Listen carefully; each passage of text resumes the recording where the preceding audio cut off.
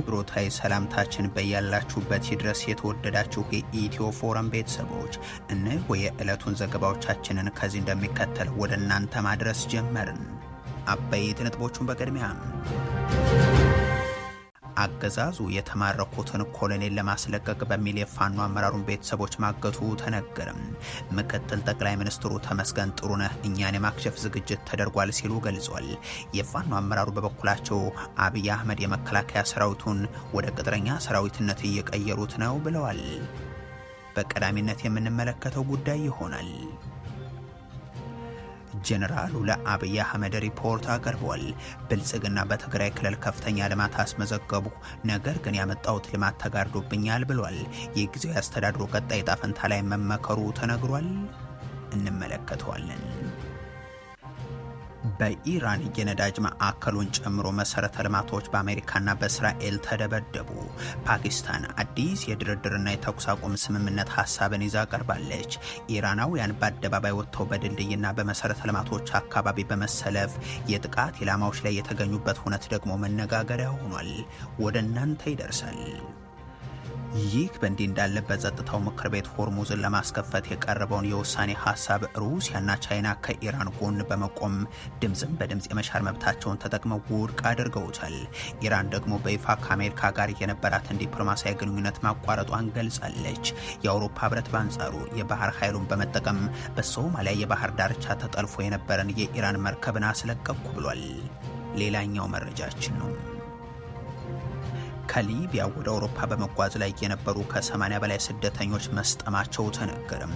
ጀልባዋ ከ120 ይልቃሉ የተባሉ ስደተኞችን ይዛ ስትጓዝ እንደነበርም ተሰምቷል። የተወደዳችሁ የኢትዮ ፎረም ቤተሰቦች አብራችሁን ስትቆዩ እነዚህን እና ሌሎችን መረጃዎችን ታደምጣላችሁ። ሰናይ ቆይታ ይሆንላችሁ።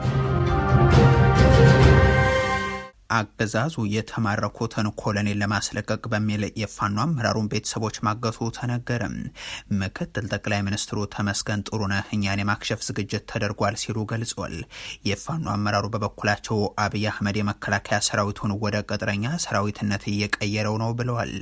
በክልሉ ከሰሞኑ ከነበሩት ዋና ዋና ሁነቶች መካከል በጎጃም ቀጠና በተለይም ደግሞ ደጋዳሞት የተደረገው ውጊያና በዚህ መካከል ደግሞ የተማረኩት ኮሎኔልና የመከላከያ ሰራዊት አባላት ጉዳይ ይጠቀሳል። በዛ ውጊያ በፋኖ ኃይሎች ወታደራዊ አዛዥነት የመሩት አመራር ቤተሰቦቻቸውን አገዛዙ በባህር ዳር ከተማ ማገቱን ደግሞ የፋኖ ኃይሎች ይፋ አድርጓል። እነዚህ የፋኖ አመራሩ እህትና ወንድምን ጨምሮ ቤተሰቦችም በባህር ዳር ወደ ወታደራዊ ካምፕ መወሰዳቸውን ገልጿል። የፋኖ ኃይሎች ቃል አቀባይ በውጊያ የተማረከውን ኮሎኔል ለማስለቀቅ የተፈጸመው የንጹሐን እገታ ፕሮጀክት የተነደፈውና የተመራው ሀገር እንመራለን ብለው በሚያስቡ የብልጽግና ከፍተኛ ካድሬዎችና ጀነራሎች አማካኝነት መሆኑ ኢትዮጵያ ያለችበትን የዝቅታ ደረጃ የሚያመላክት ነው ሲሉ አንስተው ከጦርነቱ ጋር ግንኙነት የሌላቸው ለፍቶ አዳሪ ቤተሰቦች ላይ የሚፈጸም መሰል እርምጃና ሊወሰድ የሚችል አጻፋ የሚያስከትለው ቀውስ አደገኛ ይሆናል በሚል አስጠንቅቀዋል። በእርግጥም የሀገሪቱ ሰራዊት የኢትዮጵያን ብሔራዊ ጥቅም ከማስጠበቅ ይልቅ እንደ ቅጥረኛ ወታደር በየመንደሩ ከራሱ ዜጋ ጋር ለአገዛዝ ስልጣን መጽናት ሲባል የሚዋጋ ተደርጓል ሲሉም ተደምጧል። ለኢትዮጵያ ብሔራዊ ጥቅም፣ ለኢትዮጵያ ብሔራዊ ደህንነት ለአንድም ቀን ተጨንቀው ለአንድም ቀን አስበው ያውቁ። አብይ አህመድ ስልጣን ከያዘ ጊዜ ጀምሮ የኢትዮጵያ መከላከያ ሰራዊት በኢትዮጵያ ብሔራዊ አጀንዳ ላይ አንዲት ጥይት ተኩሶ ያውቅ። አንዲት ጥይት። ሁሉንም አቅሙን የተጠቀመው ኢትዮጵያውያን ላይ ነው። የራሱን ህዝብ ያሳደገውን ህዝብ ያስተማረውን ህዝብ ግብር ከፍሎ ደሞዝ የሚከፍለውን ህዝብ የሚወጋ ሰራዊት ነው ያላት ኢትዮጵያ። ብልጽግና ደግሞ እንዲህ ያለ ሁነት ውስጥ ሆኖ ሁሉም ነገር ወደ ምርጫ እያለ ነው። በቅርቡ ባካሄደው የደህንነት ግምገማውም ምርጫ ለማድረግ የሚያስችለው ሁኔታ ሙሉ በሙሉ ስለመኖሩ ሰላማዊ ሁኔታና አቅምም ስለመፍጠሩ ማሳወቁ አይዘነጋም። ደመላሽ ገብረ ሚካኤልና ሲሳይ ቶላ የተባሉ የኦህዴድ ብልጽግና የጸጥታ ከፍተኛ አመራሮችም ከጥቂት ቀናት በፊት ያሉት ይህንኑ ነበር። የጸጥታ ሁኔታ በከፍተኛ ሁኔታ መሻሻሉና በጣም አነስተኛ ፖኬት ቦታዎች ካልሆኑ በስተቀር በመላ ሀገሪቱ ምርጫው በተሳካ ሁኔታ ለመፈጸም የሚያስችል ሁኔታ ላይ መኖሩ ተረጋግጧል። እንግዲህ ከምርጫ ጋር ተያይዞ አሁን ላይ ለምርጫውን ሊያደናቅፍ የሚችልና ምርጫውን ማስቀረት የሚችል የጸጥታ ስጋት እንደሌለ ነው የገመገምነው። ዛሬ ደግሞ ምክትል ጠቅላይ ሚኒስትሩ ሊያከሽፉን ጠላቶቻችን ተዘጋጅቷል እያሉ ሲያማረሩ ተደምጧል። አሁን ምርጫችንን ለማደናቀፍ ቅቡልነታችንን ለማንጠፍ ከውስጥም ከውጭም ዝግጅት ተደርጎብናል የሚሉት ግን እሳቸውም ቢሆን ቢያንስ ተወክለው የመጡበት የአማራ ክልልን ሰላም አደረግ ነው ባሉ በሳምንት ልዩነት ውስጥም ነው እና ምርጫውን በማደናቀፍ ሀገርን ያለ መንግስት ለማስቀረት የተሸረበውን የውስጥም የውጭም ሴራ ማክሸፍ ነው። የምርጫውን ሂደት ለማደናቀፍ ከውጭና ከውስጥ የሚሰነዘሩን ጥቃት መከላከልና ማምከን የግድ ይላል። የሆኖ በአማራ ክልል የተለያዩ አካባቢዎች አሁንም የሚደረጉ ውጊያዎች እንደቀጠሉ ናቸው። በወሎ ቀጠና የነበረው ሁነት ደግሞ በዕለቱ በቀዳሚነት የሚጠቀስ ነው። ይህ ውጊያ ደግሞ በአየር ኃይሉ ጭምር የታገዘም ነበር። በግዳን ወረዳ አስቂታ ተብሎ በሚጠራ አካባቢ የድሮን ጥቃት መፈጸሙ ሲነገር ያስከተለው ጉዳት ግን በውል አልታወቅም። በዚሁ በወሎ ቀጠና አምባሰልና ጉባ ላፍቶ ወረዳዎች ላለፉት 2 ቀናት ተከታታይ ውጊያዎች መደረጋቸውም የሚታወስ ይሆናል። በላስታ ጉባላ ተራራ አካባቢ ስትራቴጂክ ስፍራን ለመቆጣጠር በሚል የነበረው የተኩስ ልውውጥ ደግሞም በከባድ ጦር መሳሪያ የታገዘም ሆኗል። ባለፉት ቀናት በድሮን አሰሳና ጥቃት በጀት ድብደባ ጭምር በመታገዝ እየተደረጉ ያሉት ዘመቻዎችም የፋኖ ኃይሎች ይዞታዎችን በማዛባት ለምርጫው ምቹ ሁኔታዎችን መፍጠር የሚል ዓላማ ያላቸው ናቸው። ጀነራሉ ለአብይ አህመድ ሪፖርት አቀርበዋል። ብልጽግና ደግሞ በትግራይ ክልል ከፍተኛ ልማት አስመዘገቡ፣ ነገር ግን ያመጣውት ልማት ተጋርዶብኛል ሲል ገልጿል። የጊዜያዊ አስተዳድሩ ቀጣይ ዕጣ ፈንታ ላይ መመከሩ ተነግሯል። ሌትናንት ጀነራል ታደሰ ወረደ ከአንድ ዓመት በፊት ማለትም መጋቢት 30 2017 ዓ.ም አቶ ጌታቸው ረዳን በመተካት የትግራይ ክልል ጊዜያዊ ፕሬዝዳንት ሆኖ መሾማቸው የሚታወስ ነው። አብይ አህመድም በወቅቱ አካታች የትግራይ ክልል ጊዜያዊ አስተዳደር የተልዕኮ አፈጻጸም ስምምነት ሰነድ የሚል መዝገብ ላይ ጀነራሉን አስፈርመው በህዋትም ይሁን በእኛ ወገን ፈቃድና ይሁንታ የተሰጠህ ነው ሲሉ አንስተው አይን ተገጥሞልሃል ብርሃን ይበት በሚል ፕሬዝዳንቱ ልከዋቸው ነበር። እዚህ አይነት ሴሬሞኒያል ጉዳዮች ለጀነራል ታደሰ በትክክል የሚያዩ 2 አይን ይሰጣቸዋል፣ አይናማ ያደርጋቸዋል። በህግ ላይ ቆመው አወያይተው ጊዜ ወስደው በሁሉም ፈቃድና ይሁንታ የመጡ ፕሬዝዳንት ስለሆኑ አይናማ ሰው ያደርጋቸዋል። ተሿሚው ጀነራል ታደሰ ወረደ ደግሞም የፌደራል መንግስቱ ድጋፍ እንደማይለየኝ ተስፋ አደርጋለሁ በሚል ያቀረቡበት መድረክ እንደነበር አይዘነጋም። ለዚህ ስራ ዋናው የትግራይ ህዝብ ድጋፍ እጅግ አስፈላጊ ሆኖ የፌደራል መንግስት ድጋፍም እንደማይለየኝ ሙሉ እምነት አለኝ። እንዲህ ያለው ንግግርና ሹመቱ እነሆ 1 ዓመት ሞላው። አብይ አህመድ በሁለቱም ወገን ይሁንታ ያለውት በሚል የገለጹትን ጉዳይም ትተው አሁን የተናጠል ጉዞ ላይ ናቸው። ጀነራሉን ባለፈው 1 ዓመት ውስጥ የጠየቁት የፌደራል መንግስቱ ድጋፍ በአመዛኙ ቀርቶም እሳቸውን በትግራይ በነበሩ ተከታታይ መድረኮችና ጋዜጣዊ መግለጫዎቻቸው ላይ ሲናገሩ እንደሰነበቱት ሁሉም ህዝቡን ያለ ጦር መሳሪያ ድምጽ የማጥፋት ስትራቴጂም አገዛዙ የተገበረበት ድሮንን ጭምር አሰማርቶ ጥቃቶችን የፈጸመበት ዳግም ከበባና ክልከላም የጀመረበት ወቅት ላይ ነው ያለው። ብልጽግና ግን በልሳናቱ በኩል ዛሬ በጀነራል ታደሰ ወረደ የቤተ መንግስቱ ግምገማ ወቅት የቀረበ ያሉትን ሪፖርት እያጣቀሱም የብልጽግናው መንግስት ትግራይ ከመቼውም ጊዜ በላይ አለማት በሚል ዘገባን ሲያሰራጩ አምሽተዋል። በትግራይ ክልል ባለፈው 1 ዓመት የታዩት ውጤቶች እጅግ አበረታች ናቸው።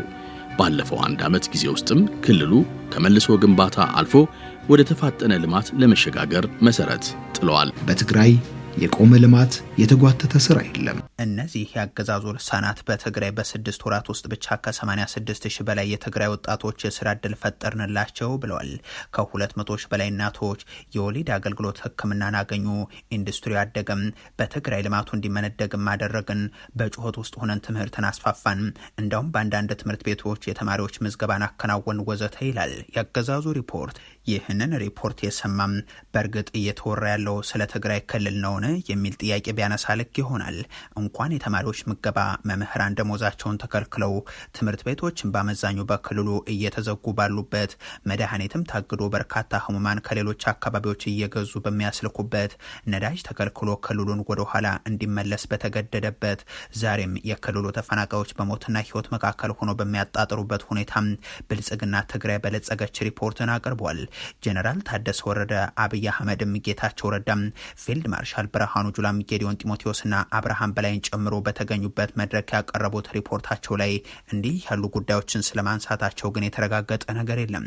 አብይ አህመድ በቤተ መንግስታቸው ባለፉት 6 ወራት በህጻጽም በመሐመዳይም በሌሎችም የተፈናቃዮች ካምፖች በመቶዎች የሚቆጠሩ ዜጎች በሳቸው አገዛዝ ዘመን በረሃብ ስለመሞታቸው በጀነራል ታደሰ ወረደ የሪፖርት ስላይድ ላይ ተካቶ እንደሆነም አልታወቅም። የሆነው ሆኖ በመጨረሻው ቀን ላይ የሚገኘው የጀነራል ታደሰ ወረደ የጊዜያዊ አስተዳድሩ እጣ ፈንታ ላይ ይህ ዘገባ እስከተጠናቀረበት ጊዜ ድረስ ከሁለቱም ወገኖች በኩል በይፋ የተገለጸ ነገር ባይኖርም እንደሚራዘም ግን ይጠበቃል። ይህ በእንዲህ እንዳለ በጸጥታው ምክር ቤት ሆርሙዝን ለማስከፈት የቀረበውን የውሳኔ ሀሳብ ሩሲያና ቻይና ከኢራን ጎን በመቆም ድምፅን በድምፅ የመሻር መብታቸውን ተጠቅመው ውድቅ አድርገውታል። ኢራን ደግሞ በይፋ ከአሜሪካ ጋር የነበራትን ዲፕሎማሲያዊ ግንኙነት ማቋረጧን አሳውቃለች። የአውሮፓ ህብረት በአንጻሩ የባህር ኃይሉን በመጠቀም በሶማሊያ የባህር ዳርቻ ተጠልፎ የነበረን የኢራንን መርከብ ማስለቀቁ ሰምቷል። የጸጥታው ምክር ቤት ባደረገው አስቸኳይ ስብሰባ ሩሲያና ቻይና ድምፅን በድምፅ የመሻር መብታቸውን በመጠቀም በኢራን ላይ የቀረበውን የውሳኔ ሀሳብ ውድቅ አድርገው ሁለቱ ሀገራት አሁንም ለኢራን ያላቸውን አጋርነት አሳይቷል። ከ15ቱ የጸጥታው ምክር ቤት አባላት መካከል 11ዱ ለውሳኔ ሀሳቡ የድጋፍ ድምፅን ሰጥተዋል። በሌላ በኩል ፓኪስታንና ኮሎምቢያ ድምፅን ከመስጠት ታቅበዋል። የውሳኔ ሀሳቡን ለማሳለፍ ቢያንስ 9 ድምፅ ማግኘት የነበረበት ሲሆን 11 የድጋፍ ድምፅ ቢያገኝም ቋሚ አባል የሆኑት ቻይናና ሩሲያ ግን የቬቶ ድምፃቸውን በመጠቀም ሙሉ በሙሉ እንዲከሽፍ አድርገው ይህ የውሳኔ ሀሳብ በመጀመሪያ አንቀጽ 7ን ተግባራዊ በማድረግ አባል ሀገራት የሆርሙዝ የባህረ ሰላጤ ለማስከፈት ወታደራዊ ኃይልን እንዲጠቀሙ ፍቃድ የሚሰጥ ነበር።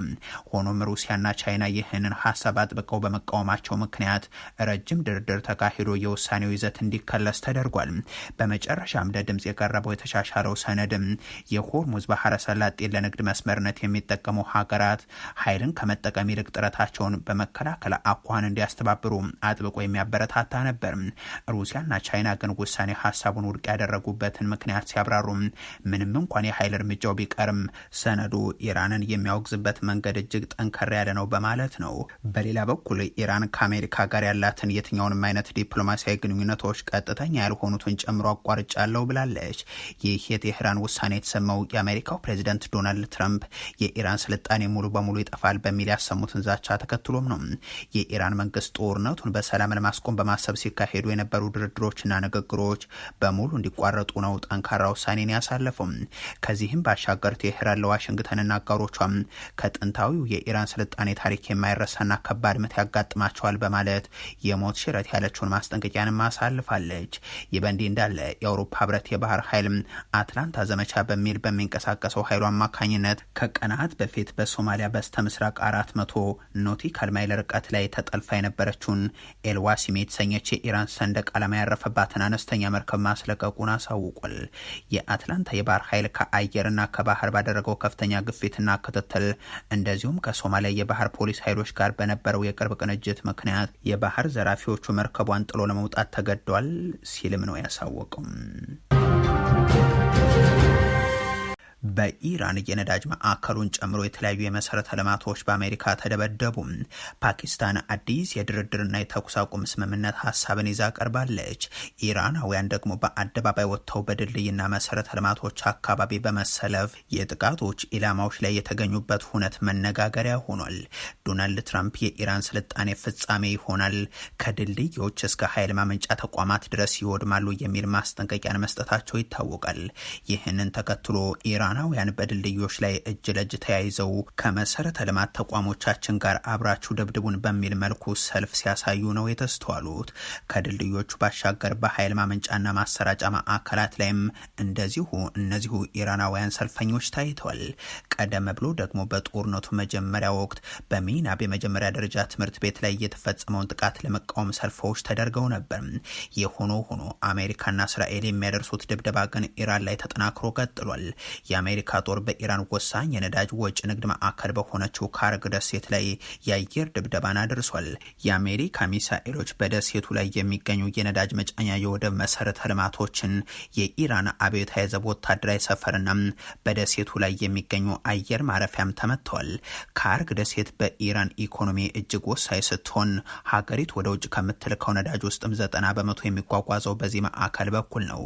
ይህ ጥቃት የተፈጸመው ግን ፕሬዚደንት ዶናልድ ትራምፕ የሆርሙዝ ወሽመጥን እንዲከፈት የሰጡት የ8 ሰዓታት የጊዜ ገደብ ከማለቁ አስቀድሞ ነው።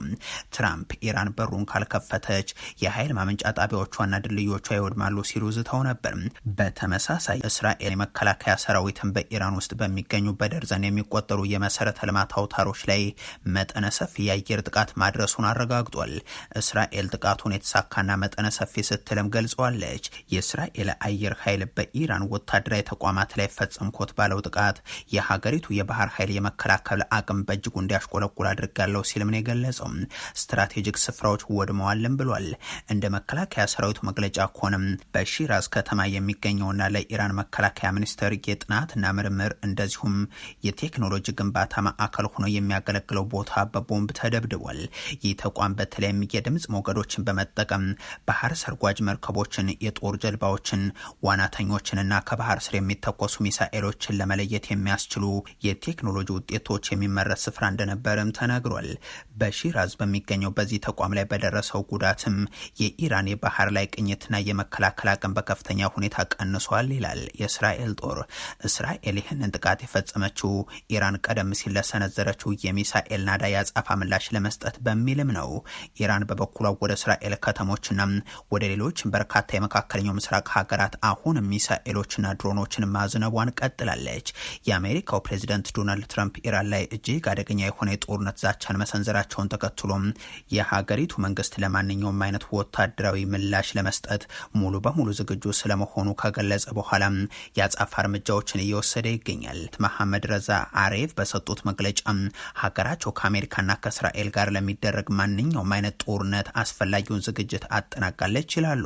የዶናልድ ትራምፕ ቀነ ገደብ ጫፍ በደረሰበት ቅጽበት ደግሞ ከወደ ፓኪስታን የቀረበው የአማራጭ ሀሳብ አዲስ ክስተት ሆኗል።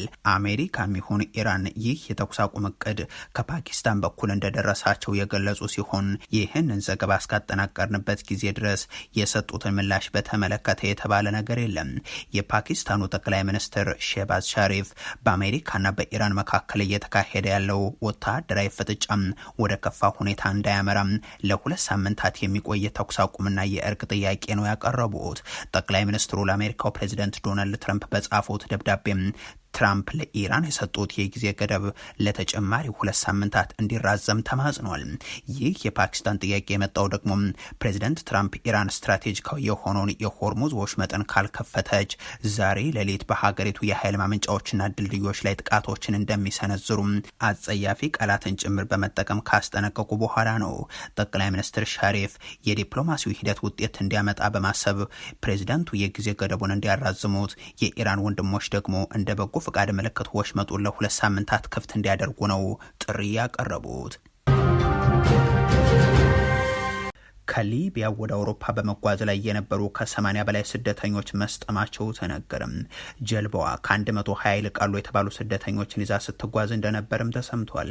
ኢትዮጵያውያንን ጨምሮ በርካታ አፍሪካውያን ስደተኞች ወደ አውሮፓ ለመሻገር የሚጦሩበት የሜዲትራኒያን ይህ ቀጠና በርካታ ስደተኞች በተደጋጋሚ ለህልፈተ ህይወት እንደተዳረጉበት የሚገለጽ መስመር ነው። ካለፈው ጥር ወር ወዲህ ብቻ በሊቢያ በኩል ለማቋረጥ ከሞከሩት ውስጥ ከ990 በላይ የሚሆኑት ለህልፈተ ህይወት እንደተዳረጉ መረጃዎች ያመለክታሉ።